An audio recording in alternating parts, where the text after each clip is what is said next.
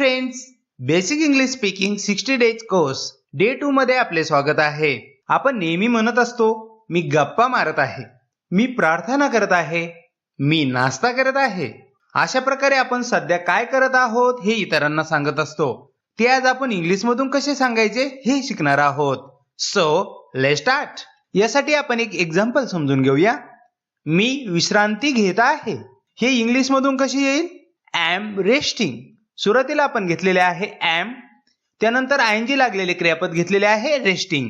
Sentence structure लक्षात घ्या, म्हणजे अशा प्रकारची सेंटेन्सेस तुम्हाला सहजपणे तयार करता येतील.